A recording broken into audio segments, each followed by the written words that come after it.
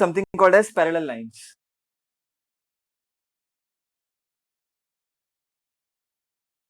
Okay, you have studied the basics, but you should know again. You chapter start करे तो तुमको थोड़ा बहुत पता होना चाहिए. Okay, so let us start. Just a second.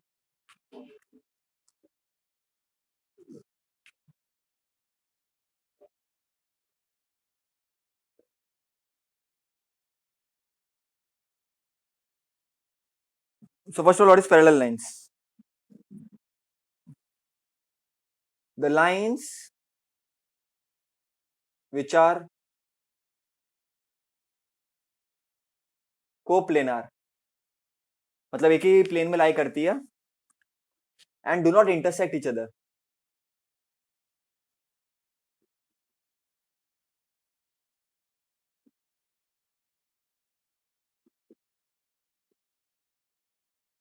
उसको मैं बोलूंगा पैरेलल लाइंस.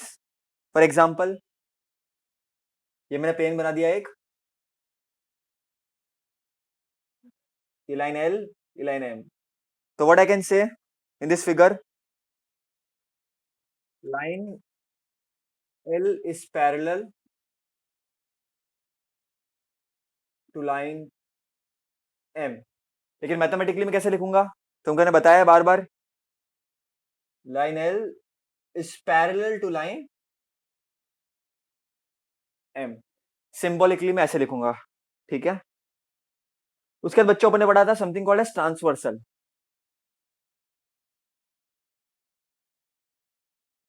तुमको मैंने बेसिक वीडियोस बच्चों देखो अच्छी तरह से, वापस बोल रहा हूं मैं, जिसने नहीं देखा है वहां पर मैंने बहुत अच्छी तरह से सब कुछ एक्सप्लेन किया बेसिक्स में. ट्रांसवर्सल क्या होता है? Transversal is a line which intersects, a transversal is a line which intersects two or more parallel lines. ठीक है, which intersects two or more parallel lines in distinct points. इसका मतलब क्या होता है? Let us try to understand. Okay, what is the meaning of this? ठीक है, so I'll make a figure and we will understand this very clearly. सबको इतना तो, transversal is a line which intersects two or more parallel lines in distinct points. मतलब क्या? समझो ये दो पैरेलल लाइंस है, let's say line L and line M, और ये ट्रांसवर्सल है तुम्हारा. लेट्स से ट्रांसवर्सल का नाम है N.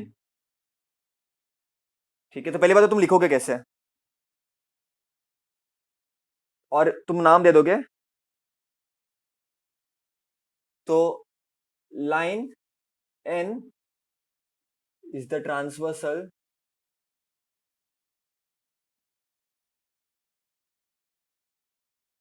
For the line, for line L and line M.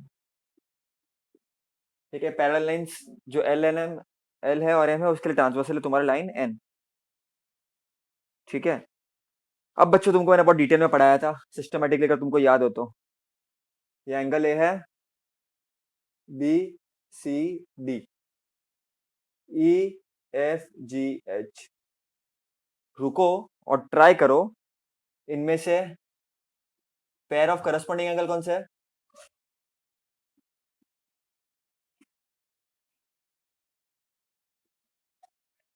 Pair of alternate angle कौन सा है? जिन्होंने वो वीडियो देखा होगा अच्छी तरह से उनको पता होगा बेसिक. राइट हैंड साइड का मैंने बोल दिया, लेफ्ट हैंड साइड का ट्राई करो. It is B N F, and यहाँ पर angle A and angle E. ठीक है बच्चों, तो ये था तुम्हारा करस्पॉन्डिंग एंगल्स का. अब इसको मैं रफ कर देता हूँ, ये नोट कर देना बेटा, तुम लोग नोट्स बनाते time. I send you the video in the group. Notes बनाने के टाइम पे रफ कर देना. अब ऑल्टरनेट एंगल्स बच्चों दो टाइप के होंगे तुम्हारे, इंटीरियर और एक एक्सटीरियर. इंटीरियर मतलब अंदर ही, एक्सटीरियर मतलब थोड़े दूर. इसको पहचानने का तरीका क्या है बच्चों? जेड. तो पहले तो हम इंटीरियर की बात करते हैं, चलो.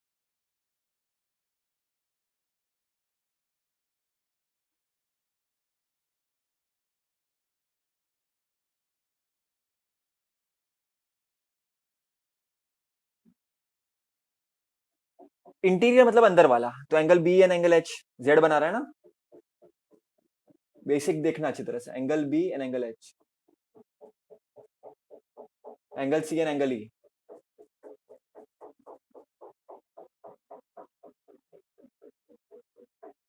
फिर एक्सटीरियर देखो, एक्सटीरियर मतलब बाहर वाला, तो एंगल ए एंड एंगल, तो ये एक्सटीरियर वाला, ठीक है, एक्सटीरियर एंगल वाला, ये इंटीरियर था, ये एक्सटीरियर,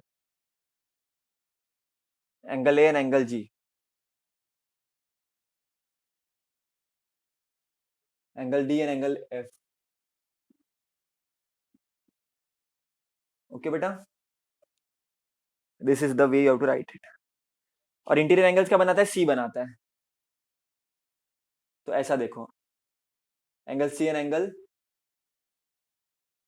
एच, उसके बाद angle B and angle E, सबसे इजी यही है बच्चों। पॉइंट क्या है, एक ही चीज मेरी सुनना, उसका थ्योरम भी अपन बाद में करेंगे।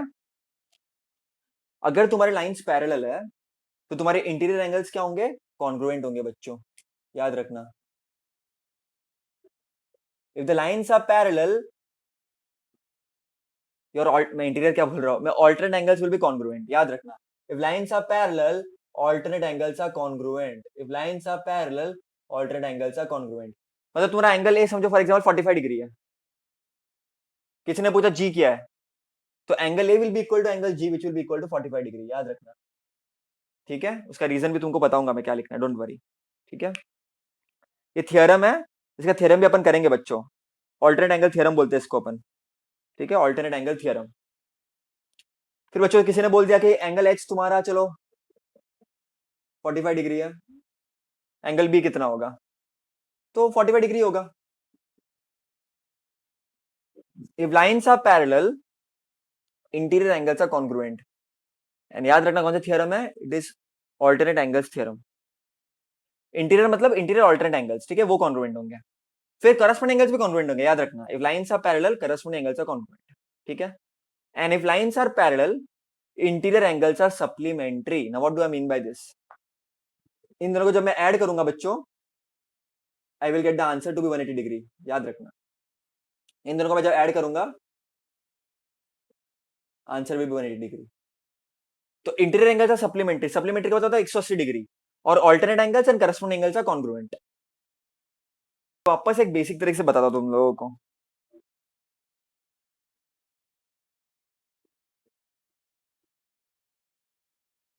If lines are parallel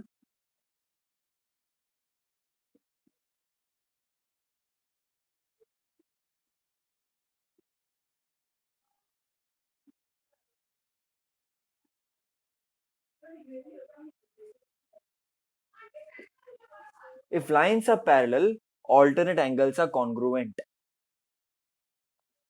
alternate angles को बचाने का z से, corresponding angles are also congruent।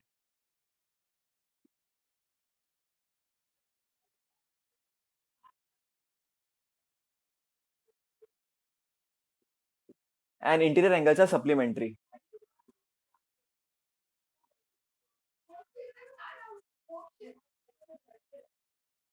बच्चों एक चीज हमेशा मेरी याद रखना कि बस ये तुमको इतना पता होना चाहिए, इसको पहचानने का कैसे, और ये, और इसका रीजन क्या आएगा, alternate angles are congruent, alternate angle theorem. इसका रीजन क्या आएगा, ऑल्टरनेट एंगल थ्योरम। इसका क्या आएगा, करस्पॉन्डिंग एंगल थ्योरम, और इसका interior angle theorem, that's it. इतना तुमको पता होना चाहिए। एंगल को पहचानने का कैसे, मैंने तुमको बहुत बेसिक 2-3 वीडियो भेजी है, बस उसको तुमको देखना।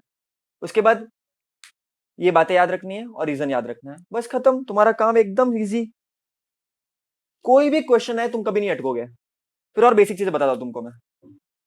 समझो ये दिया तुम लोग को 130 डिग्री, तुमको ये निकालने बोला है, चलो क्या रहेगा तुमको, ये ए, ये बी, ये सी, ये डी। तुमको बोला angle ABC is 130 degree, given, find angle A B D. तो कैसे लिखोगे तुम, एंगल एबीसी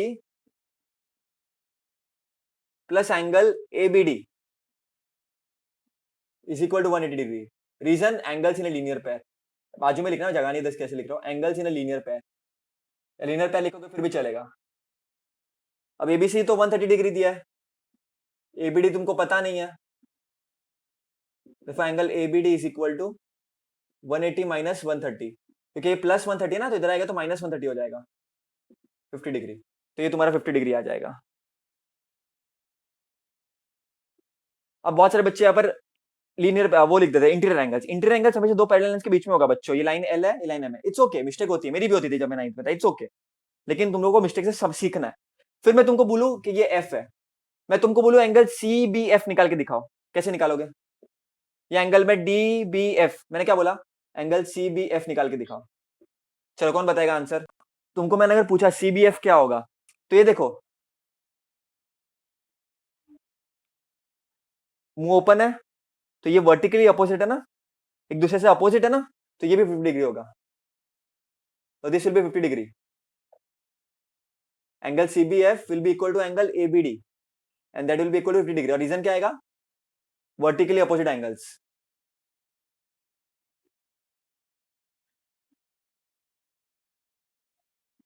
तुम्हारा एंगल ABC 130 डिग्री है, तो DBF भी क्या हो जाएगा? 130 डिग्री, अगेन लीनियर पे। फिर तुमको किसने बोला ये वाला निकाल के दिखाओ, कैसे निकालोगे बच्चों? आएंगे तो पहले फिगर बनाने का। In geometry without figure you don't get any marks, remember this, figure is must. Then what is given and what we have to find. चलो तो अभी सोचते हैं अपन, आर एच डी कैसे मिलेगा बच्चों? देखो अपने पास DHP इज 85 डिग्री गिवन है। अब ये एक्सरसाइज 2.1 का फर्स्ट क्वेश्चन है, अपने को निकालना है RHD। चलो कितने, तो DHP 85 डिग्री है, स्ट्रेट लाइन है, और तुमको RHD बोला है, तो लीनियर पर यूज करेगा, सबको मालूम है। लेकिन लिखना कैसे बच्चों? तो पहले तो सिस्टमेटिक तरीके से, तुमको पहला पूछा है तो angle DHP plus angle RHD is equal to 180 degree. Reason क्या आएगा? रीजन क्या आएगा बच्चों? Angle in linear pair. ऐसा रीजन पूरा लिखना है बच्चों, वरना मार्क्स नहीं दूंगा मैं, याद रखें, टेस्ट लूंगा तब ये पूछूंगा। DHP कितना है? 85 डिग्री, RHD नहीं पता, इज इक्वल 180 डिग्री। देयरफॉर अपने को RHD चाहिए, तो उसको अपन अलग अलग रखेंगे, बाकी सबको हम शिफ्ट कर देंगे। Therefore angle RHD will be equal to 180 minus 85। क्यों माइनस आया भैया? ये प्लस में था, इधर जाएगा तो माइनस हो जाएगा। देखो angle RHD will be equal to, बच्चे लोग इधर सबट्रैक्शन में गड़बड़ करते हैं। बेटा 180 में से 85 माइनस किया, अगर 80 माइनस करता तो 100 आता, 85 और 5 तो 95 आ जाएगा, ऐसा लॉजिक भी तुम कर सकते हो, बराबर के नहीं? तो angle RHD equal to 95 degree आ गया। ठीक है, इसको बॉक्स में डाल देने का। तो तुमको ये वाला तुमको मिल गया, तुमको HGS निकालना है। अब तुमको दिख रहा है उल्टा F, ये F बन रहा है, और तुमको मालूम पड़ रहा है बच्चों की करस्पॉन्डिंग एंगल से, लेकिन एग्जाम में तुमको कैसे लिखना है? मैंने तुमको क्या बोला? तुमको मैंने क्या बोला बच्चों? एक सिंपल चीज बोली मैंने तुमको, if lines are parallel corresponding angles are congruent. तो तुमको पहले दिखाना पड़ेगा बच्चों कि लाइंस पैरेलल है, और कौन सी लाइंस पैरेलल है? Line RP is parallel to line MS। बच्चों ऐसे ही नहीं लिख सकते, तुम लोग को रीजन लिखना पड़ेगा कि क्यों पैरेलल है, क्योंकि गिवन है, क्वेश्चन में उन्होंने बता के रखा है, बराबर के नहीं? फिर तुमको लिखना पड़ेगा कौन से ट्रांसवर्सल पे, on transversal DK, Dinesh Karthik, on transversal DK। फिर तुमको लिखना पड़ेगा बेटा therefore DHP is congruent to HGS। और मेरे बच्चों DHP और HGS दोनों F बना रहे हैं, तो करस्पॉन्डिंग एंगल्स होगा, और कौन सा और कैसे लिखोगे तुम लोग? करस्पॉन्डिंग एंगल थ्योरम, ये दोनों कॉन्ग्रुएंट है by corresponding angle theorem. Corresponding angle theorem बोलता क्या है? उसका थ्योरम मैं तुम लोग को बताऊंगा बाद में प्रूफ करके, लेकिन वो बोलता क्या थ्योरम? कि if lines are parallel corresponding angles are congruent. Therefore this is equal to DHP 85 degree है तो HGS भी 85 डिग्री होगा, therefore angle HGS will be equal to 85 degree, और इसको डाल देने का तुमको बॉक्स में।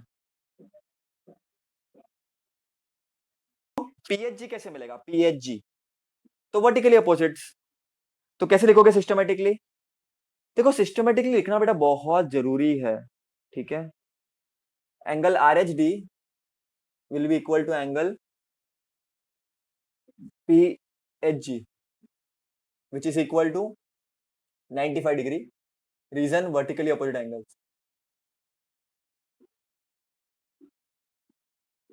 ओके बेटा, तो this is your this thing. Question देखो एमजी के क्या है, पहले तो इसको प्लॉट करो फिगर में, किधर है एमजी के? इधर है। ओ सामने ये है, मेरे सामने वाली खिड़की में 85 डिग्री एंगल है, तो ये वाला एंगल भी 85 डिग्री होगा, ठीक है। Therefore angle MG K will be equal to angle ये वाला HGS। Reason vertically opposite angles, therefore angle MGK this is equal to 85 degree, this will be equal to, box डाल दो, ठीक है। so this is the way you have to supposed to do it systematically।